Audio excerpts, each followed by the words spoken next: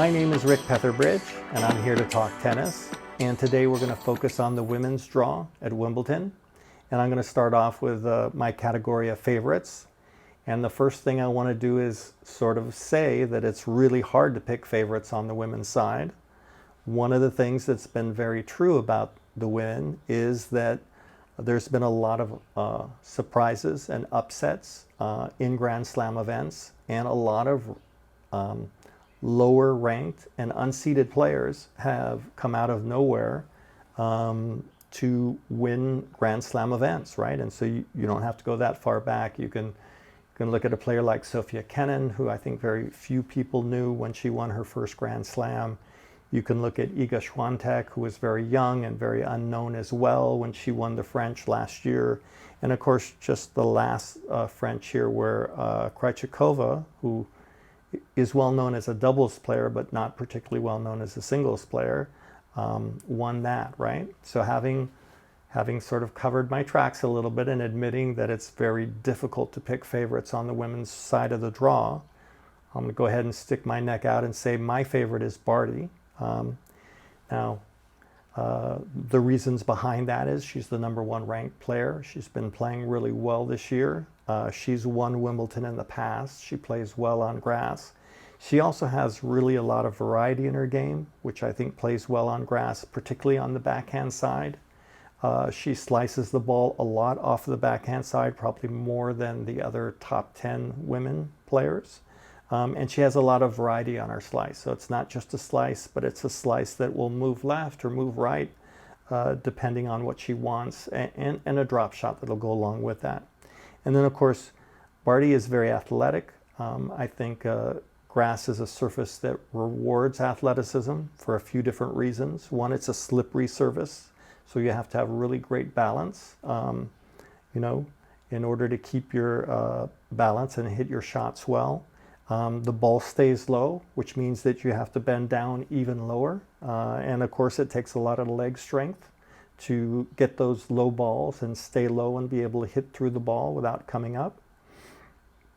And for all of those reasons, Barty would be my #1 favorite. My second favorite is Muguruza. She's the #12 ranked woman player. She has won Wimbledon in the past. She also has a game that's well suited for grass. She has a big serve. She has a big forehand.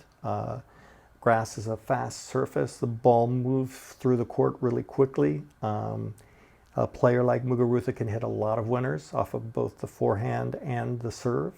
And that makes her a really tough competitor and tough to beat on grass.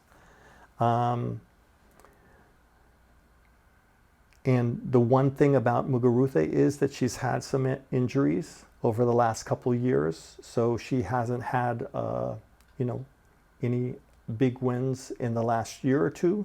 But I think she's healthy, and I think she's able and capable of winning Wimbledon. Now, my third favorite is Sabalenka. She's the #4 ranked women's player.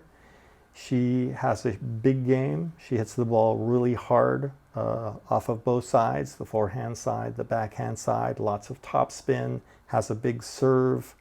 I've heard her referred to as the warrior princess. She kind of has that mental attitude where she plays very aggressively.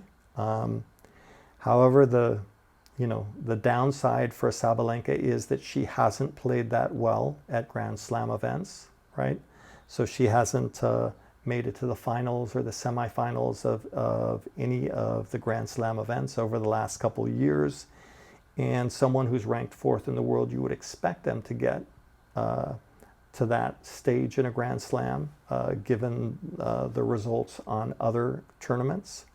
But having said that, we talked about the women. We're used to players that are not that well known breaking through, right? And then, of course, Sofia Kenin and Iga Swiatek are really good examples of that. So it wouldn't surprise me if Sabalenka came through and won Wimbledon. All right, so those are my favorites. I'm going to turn it over to Ted and see how he sees the women's draw shaping up. Yeah, Ash Barty's game is exciting to me. She really is a complete player. And the thing I like about her is that when she's playing and she's off in one thing, she can pivot and develop another style and to win the match. She's a problem solver on the court. She really has a good ability to do that. I'm a huge Margaretha fan. She's got the big game, and she's coming into her own now. Um, Another person who's not quite there yet is Svetlina. She needs to grow up, I think, a little bit on the court. Uh, but but the two things in women's tennis, the first thing is consistency, and the second thing is power. Um, so the big players like Sabalenka, she's a huge player on the court as far as the ability to really pound on the ball. Um, but with her though, it's still kind of a head game where she can fall apart. So if things don't go her way or something happens, she'll fall apart. Um, the person I like a lot right now is Sloane Stevens. I don't know if you've seen her, but she's trimmed down a little bit.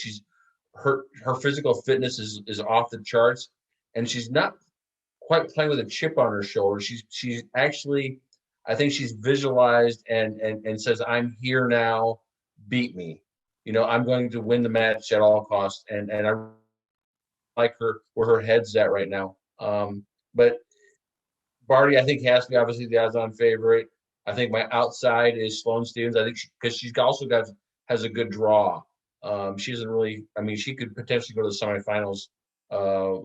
With some tough plays around there. And then Muguruza, she also has a good draw as well.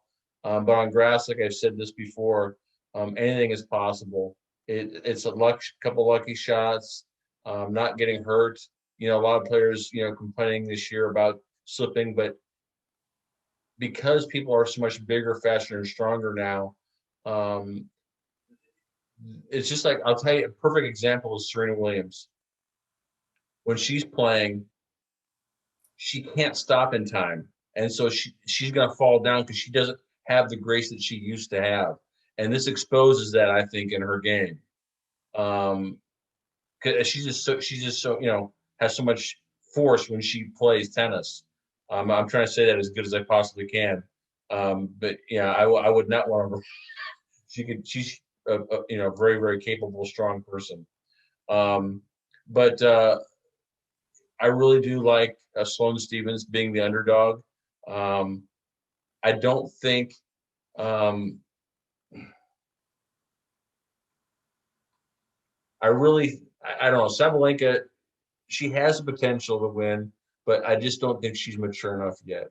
So that's basically what I have. So, Ted, I like your call on Sloane Stevens. She's a really interesting player, and she reminds me a little bit of, um, trying to think on the men's side, Safin, right? And the reason I compare her a little bit is that Safin was one of those players when he trained hard and when he was motivated, he could beat anybody, right? And I still remember seeing him beat Federer at the Australian Open in a semifinal match that was, the tennis was incredibly high level, right? But we all know that, Safin had a reputation for being a bit of a playboy, and he didn't train hard, and he was okay with that, right? And so what we'd see with him is that he'd sort of disappear for a year or two, right? And then he'd go back and decide he was going to train hard, and then all of a sudden he could raise the level of his game and win a slam, right? And I think Sloane Stevens is like that, right? She's a very athletic and talented player, but she also seems to me to have that sort of Safin mentality where she wins a slam and then she sort of disappears, right? She doesn't train as hard. She's not as fit. Her results really dip down. But like Safin, and that's why I compare her to that, is that 2 years later, she can just decide, you know what? I'm going to start training hard.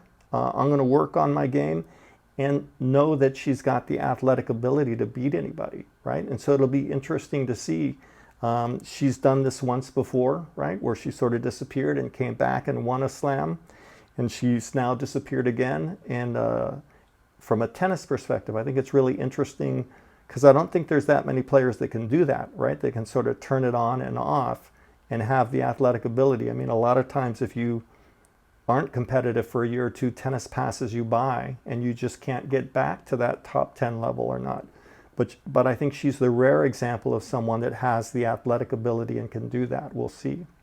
Okay, so let's move on to my next group. Now, normally I call these guys contenders, but because it's the women's draw, I'm going to call them second favorites, because the truth is that in a Grand Slam event on the women's side, it's just as likely that someone who's not a top 10 player, maybe not even a top 20 player, is going to come out of nowhere and win this event. So I don't call these players contenders, I call them second favorites. And so my first one is Coco Gauff. Again, she's young. She's a little bit inexperienced on grass. She is extremely athletic and talented. She's still improving. She's also still becoming a better athlete. But she's got the serve, she's got the forehand, she's got the athleticism. All of those are going to serve her really well in terms of grass court tennis. Now, normally I would say that she's probably not ready, right? She's a little bit young, she's a little bit inexperienced. She hasn't been to a Grand Slam final or semifinal yet. But on the women's side, that doesn't seem to matter, right? You can literally, never have gone to the second week of a slam and all of a sudden step up and win it. So I have to put her at my top of the second favorite category. And if the draw opens up well for her and she gets on a really good run, particularly if she's serving well, I think she's going to be really hard to beat on grass. Now, my second player in the second favorites category is Rybakina. She's also a young player, hits the ball hard, got a good ranking, hasn't really performed great at the Grand Slam events, which is true of a lot of the younger players. But again, like I said, on the women's draw, that doesn't seem to matter. You can just never have been to a quarter or a semi or a final and then just win it, right? Clean out. So I'm picking her in my second favorite category. And then the last woman that I'm putting in that second favorite category is Swiatek, right? And of course, she won the French last year, and she's played her way into the top 10 on the women's side in terms of her ranking. Again, she hasn't played a lot. She's young. She hasn't played a lot on grass. But I think she has the tennis skills. And if the draw opens up for her, she's got a legit shot at winning Wimbledon. Okay, Ted, let's hear your thoughts about what we're going to call the second favorites category. Angelique Kerber has got the consistency like a Svetlana, but doesn't have the firepower. But she's mentally tough. I love Coco Gauff. If she was to get to the semifinals in this tournament, I think that would transform her, because I think all she's lacking is really confidence in herself, of that she does belong there. I know she belongs there, but as a player, you have to know it in your heart. And once you know it in your heart, it flips that switch in you. And if she did that, like I said, that would be transformative, I think, for her.